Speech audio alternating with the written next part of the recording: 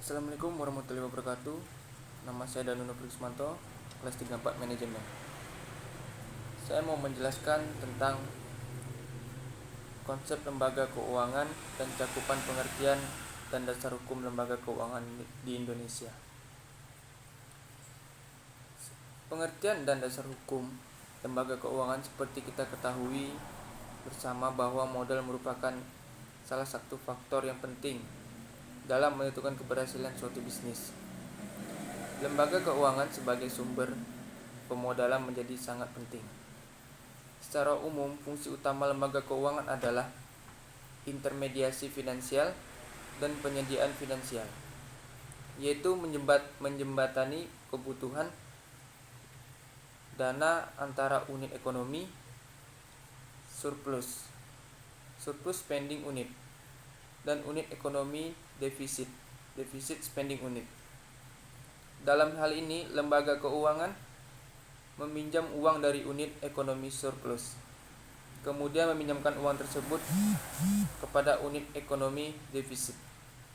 Di Indonesia, lembaga keuangan dibeda menjadi dua, yaitu lembaga keuangan bank, lembaga keuangan bukan bank, dan lembaga keuangan lainnya.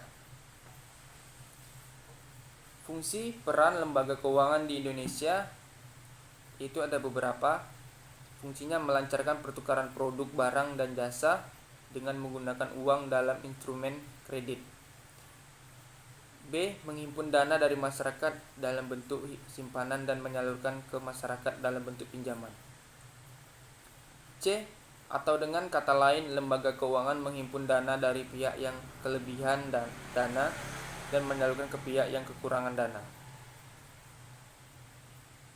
Bentuk jenis lembaga keuangan di Indonesia.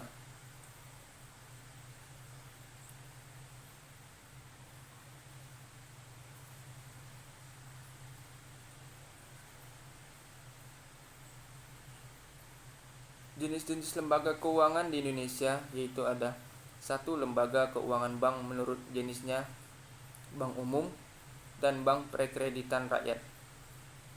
2. Lembaga keuangan bukan menurut jenis terdiri dari beberapa jenis perusahaan asuransi, dana pensiun, dana perusahaan, dana pegadaian, pasar modal. Lembaga pembiayaan meliputi perusahaan pembiayaan, perusahaan modal ventura, dan perusahaan pembiayaan infrastruktur.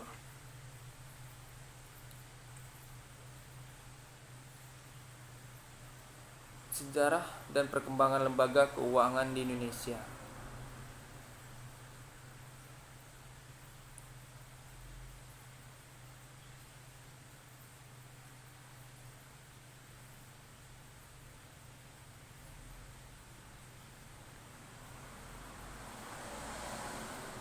Sejarah perkembangan lembaga keuangan di Indonesia. Sejarah mencatat asal mula dikenalnya kegiatan perbankan adalah pada zaman kerajaan tempo dulu di daratan Eropa. Usaha perbankan ini berkembang ke Asia Barat oleh para pedagang. Bila ditelusuri sejarah dikenalnya perbankan, arti bank dikenal sebagai meja tempat penukaran uang. Dalam perjalanan sejarah kerajaan di masa dahulu, penukaran uang dilakukan antara kerajaan yang satu dengan kerajaan lain. Kegiatan penukaran ini sekarang dikenal dengan nama pedagang valuta asing atau dengan money changer. Dalam perkembangan selanjutnya, kegiatan operasional perbankan berkembang lagi menjadi tempat penitipan uang atau yang sekarang di kegiatan simpanan pinjam. Kegiatan perbankan bertambah dengan kegiatan peminjaman uang. Uang yang disimpan masyarakat oleh perbankan dipinjam kembali kepada masyarakat yang membutuhkan.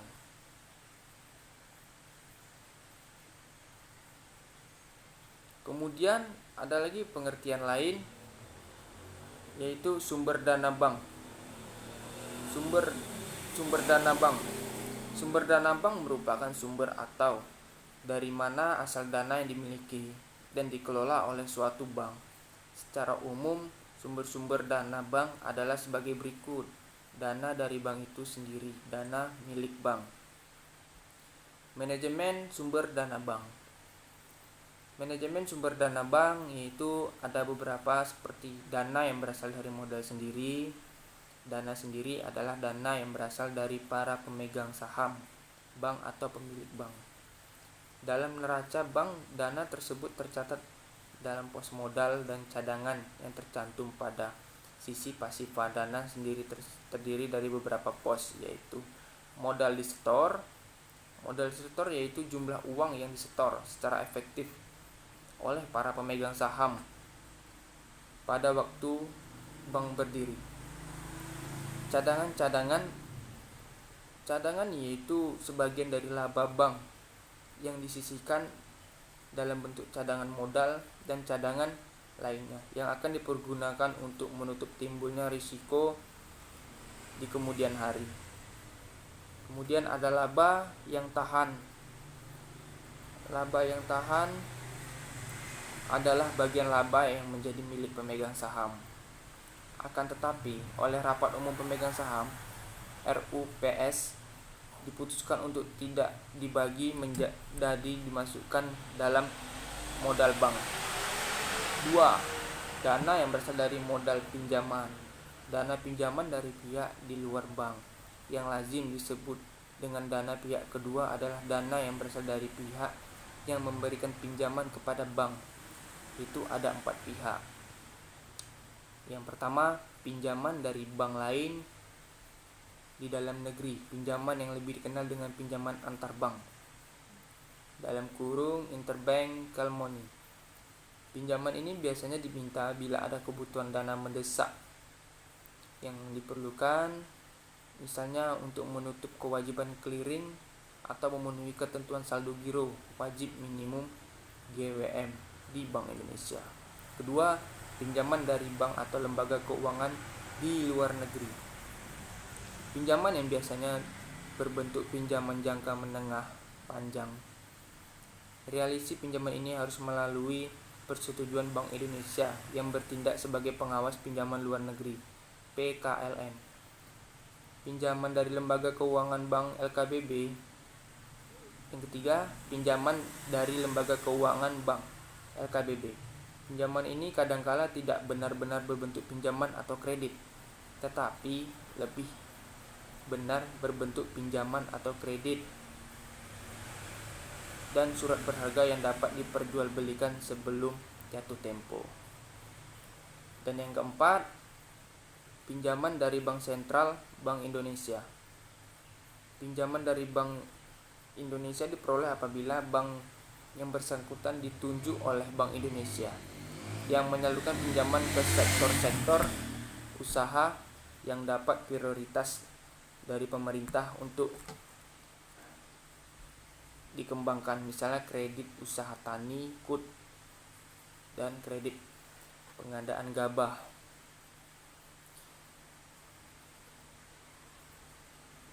Kemudian ada lagi dana yang berasal dari masyarakat. Yang ketiga, dana yang berasal dari masyarakat, baik perorangan maupun badan usaha yang diperoleh bank dengan menggunakan berbagai instrumen produk, yaitu ada giro. Giro adalah simpanan.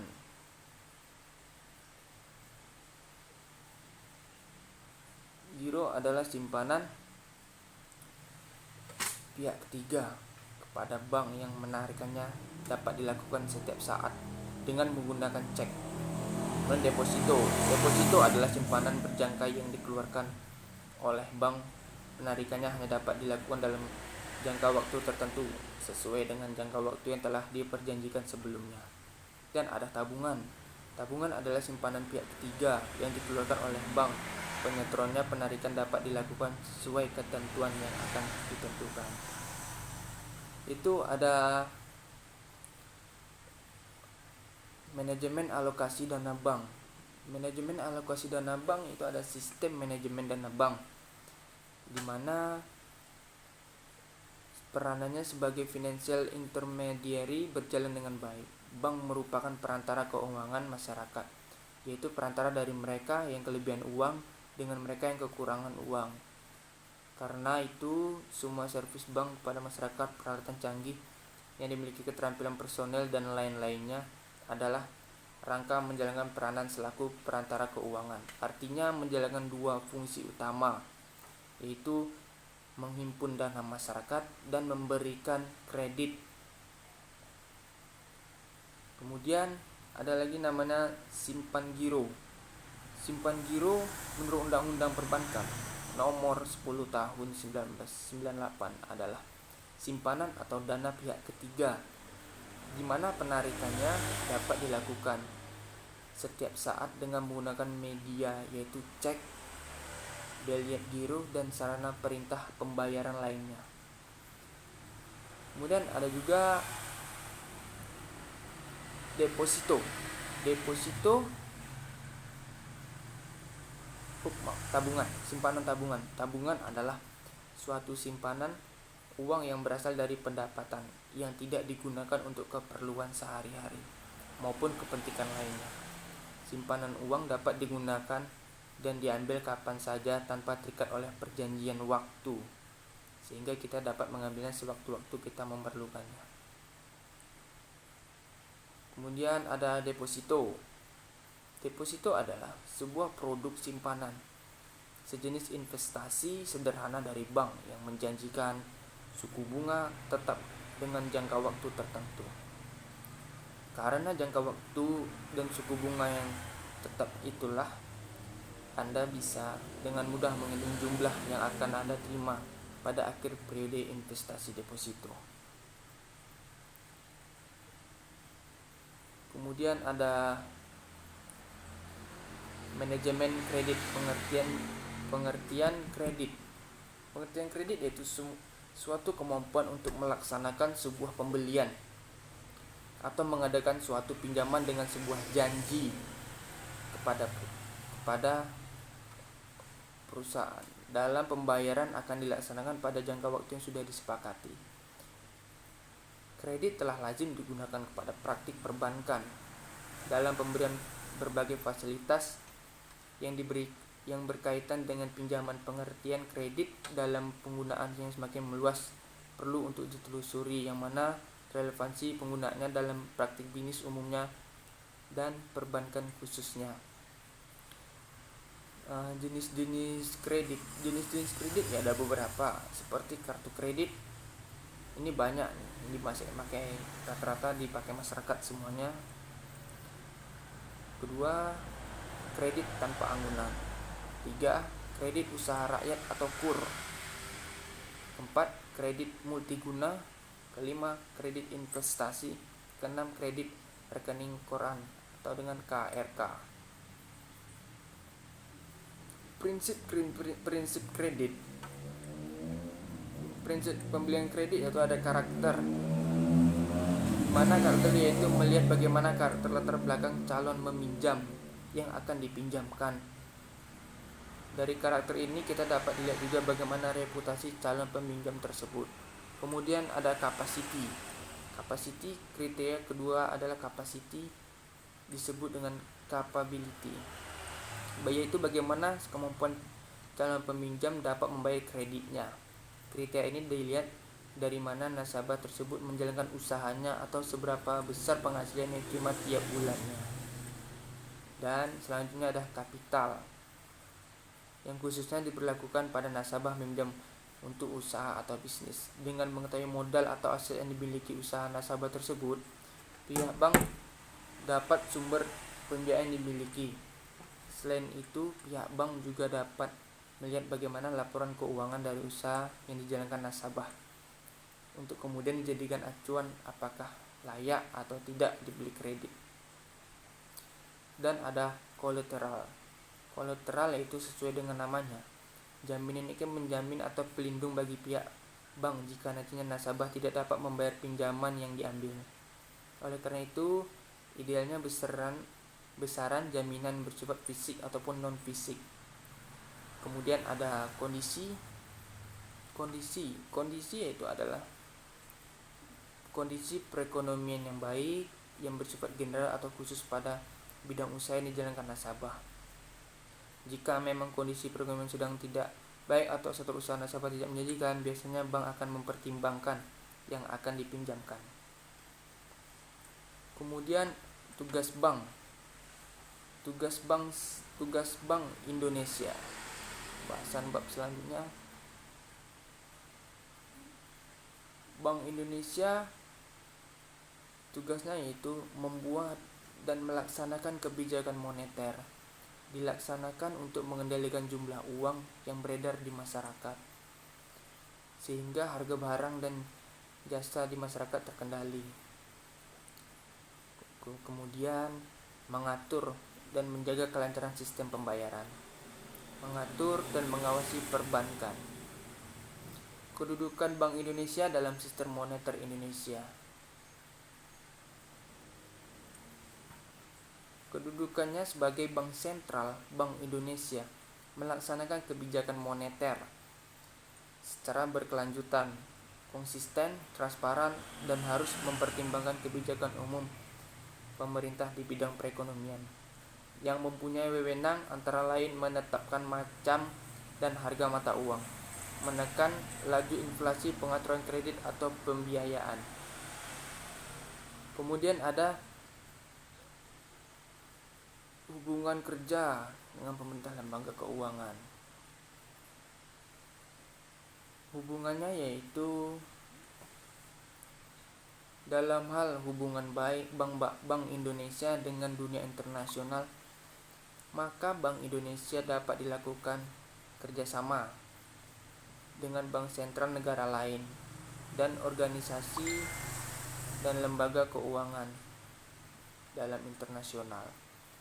Dalam hal ini dipersyaratkan bahwa anggota internasional dan atau lembaga multilateral adalah warga. Maka Bank Indonesia dapat bertindak untuk dan atas nama negara Republik Indonesia sebagai anggota. Bank Indonesia menjalin hubungan kerjasama dengan dunia internasional adalah dalam rangka menunjang kelancaran pelaksanaan tugas Bank Indonesia maupun pemerintah yang berhubungan dengan ekonomi, moneter, maupun perbankan. Bank Indonesia menjalin hubungan kerjasama internasional meliputi berbidang-bidang intervensi bersama untuk kestabilan pasar valuta asing, penyelesaian transaksi lintas negara, hubungan koresponden, tukar-menukar informasi mengenai hal-hal yang terkait dengan tugas bank sentral, pelatihan atau penelitian di bidang moneter dan sistem pembayaran. Sekian hasil presentasi saya mengenai bab-bab yang telah disampaikan. Assalamualaikum warahmatullahi wabarakatuh.